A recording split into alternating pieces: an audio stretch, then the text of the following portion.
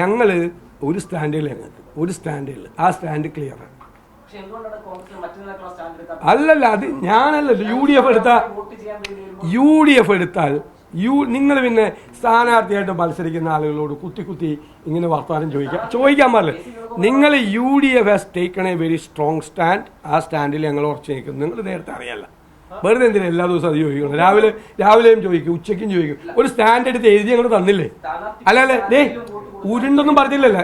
നിക്ക് അത് ചോദിച്ചപ്പോൾ ഞങ്ങള് മുഖ്യമന്ത്രി പറഞ്ഞ പോലെ SDP-കാരോട് ചോദിക്കൂ, വെൽഫെയർ പാർട്ടിക്കാരോട് പോയി ചോദിക്കൂ എന്നൊന്നും അല്ലല്ലോ ഞങ്ങൾ മറുപടി പറഞ്ഞത്.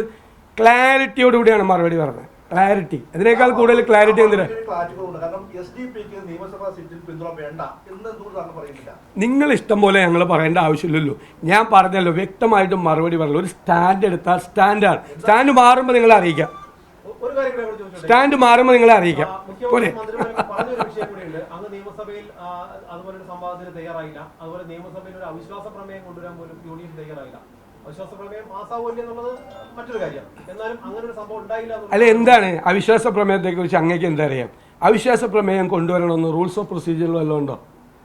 ഒരു പ്രതിപക്ഷം അല്ല, കേൾക്ക്, അതുകൊണ്ട് എന്താ ഒരു പ്രതിപക്ഷം അവിശ്വാസ പ്രമേയം നിയമസഭയിൽ നിർബന്ധമായി കൊണ്ടുവരണമെന്നുണ്ട്. അത് ഞങ്ങളുടെ സ്റ്റാൻഡാണ്. ഞങ്ങൾ നിയമസഭയിൽ, കേരളത്തിൻ്റെ നിയമസഭയിൽ, നിയമസഭാ ചരിത്രത്തിൽ ഇത്രമാത്രം ജനകീയ വിഷയങ്ങൾ കൊണ്ടുവന്ന ഒരു പ്രതിപക്ഷം ഉണ്ടായിട്ടില്ല. ഇത്രമാത്രം ജനകീയ വിഷയങ്ങൾ നിങ്ങൾ പോയി കൗണ്ട് ചെയ്ത് നോക്കിക്കോ, നിങ്ങൾ കമ്പയർ ചെയ്ത് നോക്കിക്കോ.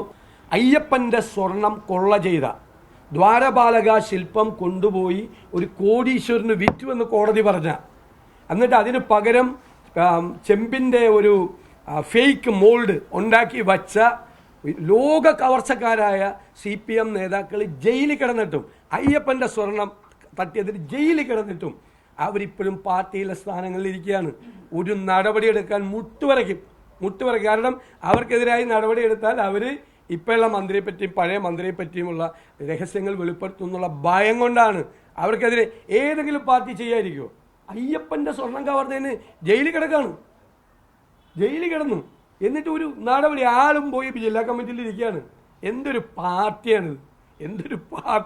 ചിരിക്കും ആളുകൾ ഈ പാർട്ടിയെക്കുറിച്ച് ആലോചിച്ച്.